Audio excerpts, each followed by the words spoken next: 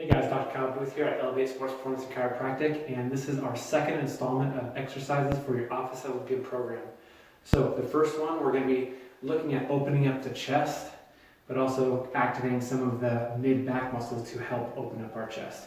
So we're going to bump up against the wall, and depending on where you put your feet, this can be harder or easier. So I'm going to choose to be a little bit far away from the wall, so I'm really going to start to open up my chest. Notice that my shoulders don't get up towards my ears. So we're going to drop the shoulders down. Elbows are going to come out about 45 degrees away from our body.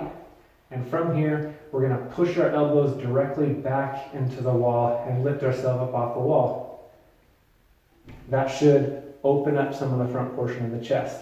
Now we can bring our feet a little bit closer to the wall and then just focus mainly on pushing our elbows back and not so much the activation portion of our upper back muscles.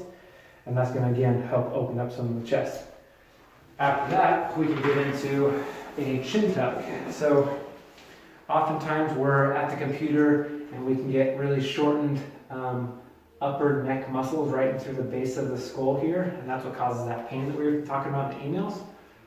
So what we want to do is we're going to sit up tall and we're going to push our chin straight back. What that does is that lengthens some of those muscles that are constantly kind of contracted here. So we're getting a little bit of length in those muscles. Again, alleviating pain and alleviating tension in that area.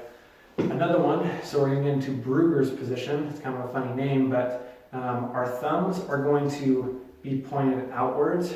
And what that does is that opens up the front portion of the shoulder here. So thumbs pointing out. And then we're going to take nice big tummy breaths. This is really important.